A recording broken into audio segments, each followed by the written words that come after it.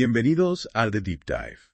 Prepárense para una inmersión profunda en el mundo del sonido. Exacto, vamos a explorar sus fundamentos, desde su naturaleza física. Hasta cómo lo percibimos. Utilizaremos textos sobre física del sonido, guías de estudio y algunas preguntas frecuentes. Acompáñenos en este viaje. Un viaje que les revelará datos curiosos y sorprendentes sobre algo que experimentamos todos los días.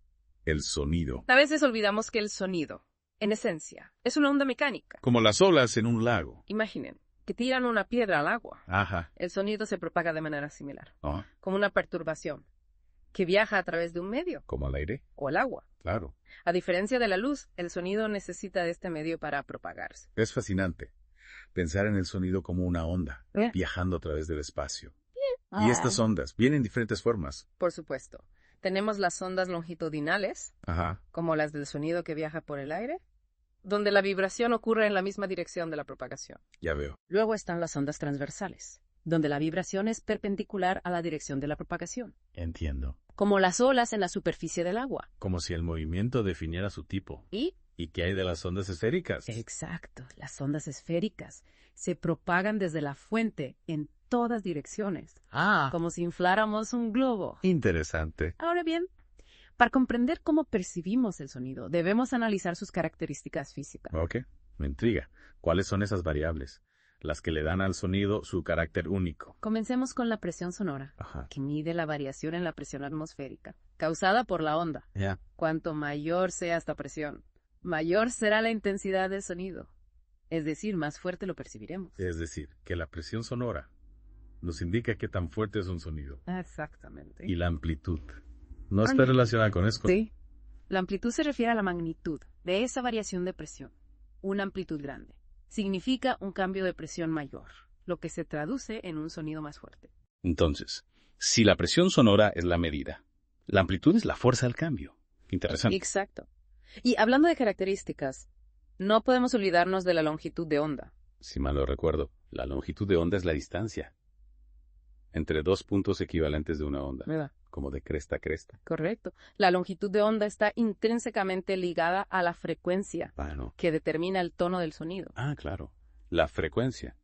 A mayor frecuencia, más agudo el sonido. Y la menor frecuencia, más grave. Como la diferencia entre un bajo y un violín. Precisamente. La frecuencia se mide en hercios, que nos dice cuántos ciclos de onda ocurren por segundo. Piensa en un bajo, con su sonido profundo. Y vibrante, que tiene una frecuencia baja. Mientras que un violín. Con su tono agudo y brillante, tiene una frecuencia alta. Es increíble cómo la frecuencia da forma a nuestra experiencia musical.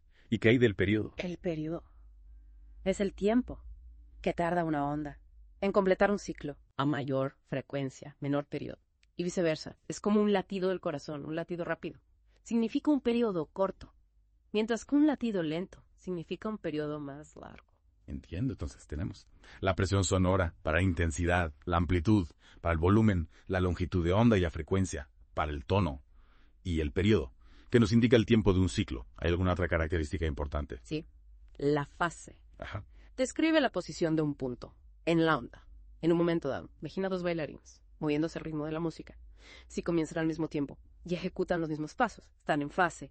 Pero si uno empieza un poco más tarde, estarán fuera de fase. La fase nos permite comparar dos o más ondas y analizar cómo interactúan entre sí. Es como una fotografía instantánea de la onda, capturando su posición en un momento preciso. Fascinante. Exacto. Conocer la fase es crucial para entender cómo se combinan las ondas, ya sea creando armonía o interferencia. Hasta ahora, hemos explorado la naturaleza física del sonido y sus características. Pero ¿cómo nuestro cuerpo transforma estas vibraciones en algo que podemos percibir? Ahí es donde entra en juego el oído humano, un órgano fascinante que actúa como la puerta de entrada al mundo sonoro. Aquí es donde la cosa se pone realmente interesante. Exploremoslo más a fondo.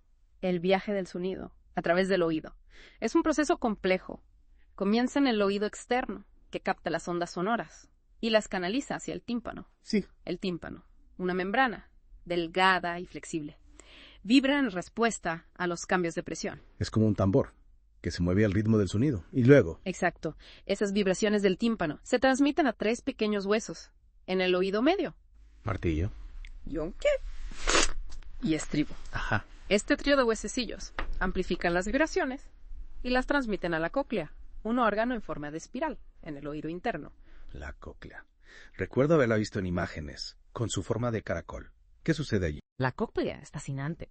Está llena de fluido. Y células ciliadas sensoriales. Cuando las vibraciones llegan, este fluido se mueve, estimulando las células ciliadas. Y son estas células las que convierten las vibraciones en señales eléctricas, que el cerebro interpreta. Exacto. Esas señales viajan a través del nervio auditivo hasta el cerebro, donde se procesan e interpretan como sonido. Es increíble cómo nuestro cuerpo traduce las vibraciones en una experiencia sensorial tan rica y compleja. Es realmente asombroso, pero percibimos todos los oídos de la misma manera. Buena pregunta. Resulta que el oído humano no percibe todas frecuencias con la misma intensidad. Somos más sensibles a ciertas frecuencias que a otras. Ya veo. Y esto se refleja en las curvas isofónicas, también conocidas como curvas de Fletcher-Manson. ¿Podrías explicarnos un poco más sobre estas curvas? Nunca las había escuchado mencionar. Claro, imagina un gráfico que muestra la intensidad que necesita un sonido para ser percibido como igualmente fuerte a diferentes frecuencias. Estas curvas revelan que nuestro oído es más sensible a las frecuencias medias, que casualmente coinciden con el rango de la voz humana. En cambio, somos menos sensibles a las frecuencias muy bajas o muy altas. Entiendo. Por eso, a veces necesitamos subir mucho el volumen para escuchar claramente los graves profundos o los agudos muy altos. Entonces, no solo importa la intensidad del sonido, sino también la frecuencia. Para determinar cómo lo percibimos, es mucho más complejo de lo que imaginaba. Así es, la audición humana es un proceso sofisticado que involucra no solo la física del sonido, sino también la biología, la neurología. Y esto es solo la punta del iceberg. Todavía hay mucho que explorar en este fascinante mundo sonoro. Me muero de ganas de seguir descubriendo. En la próxima parte de The Deep Dive, profundizaremos en los fenómenos que afectan la propagación del sonido y exploraremos cómo la tecnología nos permite medir y analizar este fenómeno tan esquivo. No se lo pierdan. Retomemos nuestra inmersión sonora. Hasta ahora hemos hablado de cómo se generan sonido y sus características. Pero, ¿qué sucede cuando estas ondas viajan por el espacio? ¿Cómo interactúan con el entorno? Me imagino que no simplemente desaparecen. Algo debe suceder cuando el sonido se encuentra con objetos o diferentes espacios. Exactamente. El sonido no existe en el vacío. Al propagarse, interactúa con su entorno de maneras fascinantes. Uno de los fenómenos más comunes es la reflexión. Piensen en una pelota que rebota contra una pared. El sonido actúa de manera similar, rebotando en las superficies. Entonces, la dirección en la que rebota el sonido depende del ángulo en el que golpea la superficie. Precisamente, el ángulo de incidencia, o sea, el ángulo en el que el sonido llega a la superficie, es igual al ángulo de reflexión. Este principio es fundamental en la acústica arquitectónica, donde se busca controlar la reverberación en un espacio. Tiene sentido. Si queremos que una sala de conciertos tenga una buena acústica, la reflexión del sonido es crucial. ¿Qué otros fenómenos influyen en cómo se propaga el sonido? Otro fenómeno crucial es la absorción, a diferencia de la reflexión, donde la energía sonora se rebota. La absorción implica que parte de esa energía es absorbida por el material con el que choca el sonido. Es decir, el material se traga parte del sonido. Con una esponja absorbe el agua. Exacto. Y la cantidad de energía absorbida depende del tipo de material. Algunos materiales, como la espuma acústica que se usa en los estudios de grabación, son excelentes absorbentes, mientras que otros, como el metal, reflejan la mayor parte del sonido. Interesante. Entonces, la acción de los materiales en un espacio puede influir mucho en cómo se escucha el sonido. ¿Y qué me dices de la refracción? Recuerdo que lo mencionamos en la primera parte, pero no lo exploramos a fondo. La refracción ocurre cuando el sonido pasa de un medio a otro con diferente densidad. Esto provoca un cambio en la dirección y velocidad de la onda sonora. Un ejemplo cotidiano es cambio de tono que percibimos en la sirena de una ambulancia cuando se acerca y luego se aleja de nosotros. Ah, claro. El sonido se vuelve más agudo cuando se acerca y más grave cuando se aleja. Nunca lo había relacionado con la refracción. Exactamente. Ese cambio de tono se debe a que las ondas sonoras viajan a diferentes velocidades, en el aire caliente y en el aire frío. Cuando la ambulancia se acerca, las ondas que llegan a nuestros oídos se comprimen, aumentando la frecuencia y haciendo que el sonido parezca más agudo. Al alejarse, el proceso se invierte, la frecuencia disminuye y el sonido se vuelve más grave. Es fascinante cómo algo tan simple como la temperatura del aire puede afectar nuestra percepción del sonido. ¿Y qué hay de la difracción? Me suena algo que tiene que ver con la capacidad del sonido para rodear obstáculos. Correcto. La difracción describe cómo las ondas sonoras pueden doblarse o rodear obstáculos en su camino. Esto se debe a la naturaleza ondulatoria del sonido, que le permite propagarse no solo en línea recta, sino también curvarse alrededor de objetos. Entonces, gracias a la difracción podemos escuchar a alguien hablando en otra habitación, aunque no podamos verlo directamente. Exactamente. Y la cantidad de difracción que experimenta una onda sonora depende de su longitud de onda y del tamaño del obstáculo. Las ondas con longitudes de onda largas, como las de los sonidos graves, se difractan más fácilmente que las ondas con longitudes de onda cortas, como las de los sonidos agudos. Es decir, los sonidos graves pueden doblar esquinas con mayor facilidad que los sonidos agudos. Fascinante, ahora que hemos explorado cómo se propaga el sonido. Me gustaría adentrarnos en el mundo de la medición y el análisis del sonido. ¿Cómo podemos capturar y comprender este fenómeno tan esquivo? Existen diversos instrumentos que nos permiten medir y analizar el sonido de manera precisa. Uno de los más comunes es el sonómetro, que se utiliza para medir el nivel de presión sonora en decibelios. ¿Debes, no? El sonómetro. Si no me equivoco, nos da una idea de la intensidad del sonido. ¿Por qué se usa una escala logarítmica para medir los decibelios? Buena pregunta. La escala logarítmica se utiliza porque el rango de presiones sonoras que el oído humano puede percibir es enorme, desde el sonido apenas audible de una hoja cayendo, hasta el ruido ensordecedor de un avión despegando. La escala de decibelios comprime este amplio rango en una escala más manejable, facilitando la medición y comparación de niveles de sonido. Entiendo. Entonces el sonómetro es una herramienta esencial para evaluar el ruido ambiental. Por ejemplo, en lugares de trabajo o en zonas residenciales cerca de aeropuertos. Así es. El sonómetro también se utiliza en la industria musical, en la producción audiovisual y en la acústica arquitectónica, para controlar los niveles de sonido y garantizar la calidad del audio. Y además del sonómetro, ¿qué otras herramientas se utilizan para analizar el sonido? Otra herramienta fundamental es el analizador de espectros. Este instrumento nos permite descomponer un sonido complejo en sus diferentes componentes de frecuencia, mostrándonos la intensidad de cada frecuencia presente en la señal sonora. Es como si pudiéramos ver el ADN del sonido, descomponiéndolo en sus elementos básicos. Exactamente. El analizador de espectros nos muestra el espectro de frecuencias de un sonido, permitiéndonos identificar las frecuencias dominantes y cómo se distribuyen a lo largo del tiempo. ¿Y para qué se utiliza el analizador de espectros en la práctica? Tiene múltiples aplicaciones. En la música se utiliza para ecualizar el sonido, ajustando el balance de las diferentes frecuencias para lograr un sonido más equilibrado. En la acústica se utiliza para analizar las propiedades de los materiales y los espacios en términos de su respuesta a diferentes frecuencias. Es increíble cómo la tecnología nos permite diseccionar el sonido y comprender su complejidad. Y hablando de complejidad, recuerdo que mencionaste los conceptos de rango dinámico y relación señal-ruido.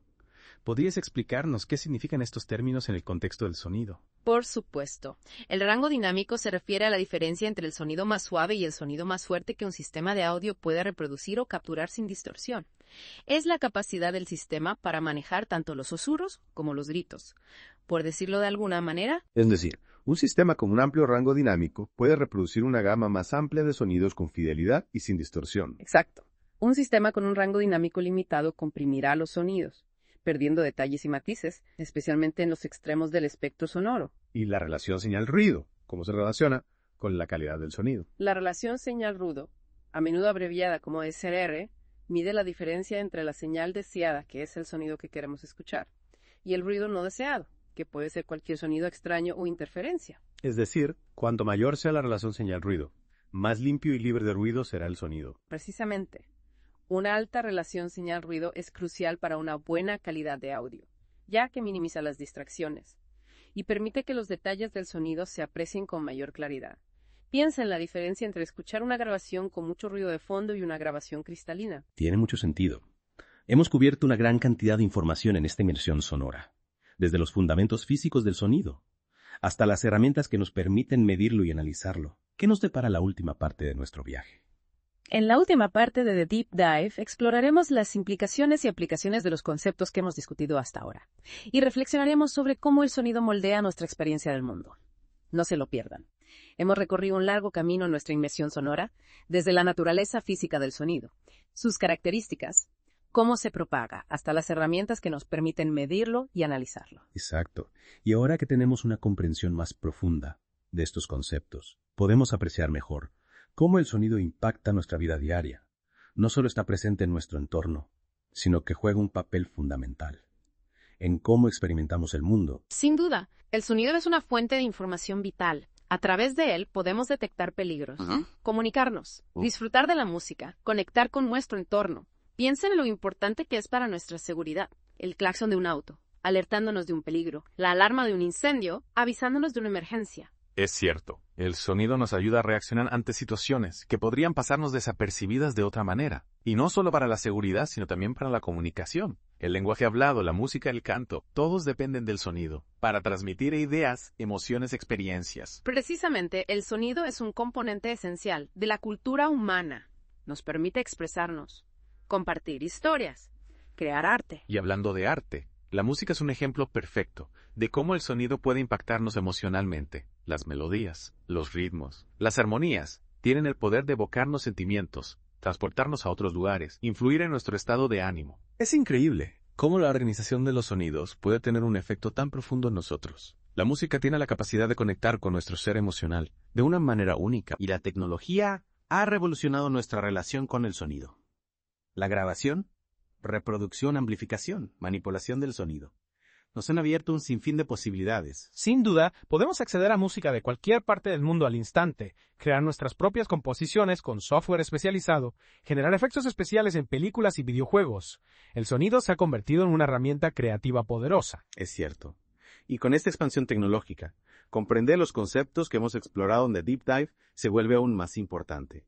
El rango dinámico, la relación señal-ruido, los fenómenos de propagación. Todos estos elementos influyen en la calidad del sonido que percibimos. Exacto. Conocer estos principios nos permite apreciar la diferencia entre un audio de alta fidelidad y una de baja calidad. Nos ayuda a entender por qué un sistema de sonido suena mejor que otro, o por qué una grabación suena limpia y otra distorsionada. Y también nos ayuda a proteger nuestra audición. Saber cómo el ruido puede dañar nuestros oídos nos permite tomar decisiones informadas para cuidar nuestra salud auditiva. Precisamente, la exposición prolongada a ruidos fuertes puede causar daños irreparables. Es fundamental ser conscientes de los riesgos y tomar medidas para protegernos. Al final, el sonido es mucho más que simples vibraciones en el aire. Es una parte integral de nuestra experiencia humana, de nuestra cultura, de nuestra forma de percibir el mundo. Así es, el sonido nos conecta con el pasado, nos ayuda a comprender el presente y nos abre la puerta a un futuro lleno de posibilidades sonoras. Para concluir nuestra inmersión en el mundo del sonido, nos invitamos a reflexionar sobre esta pregunta.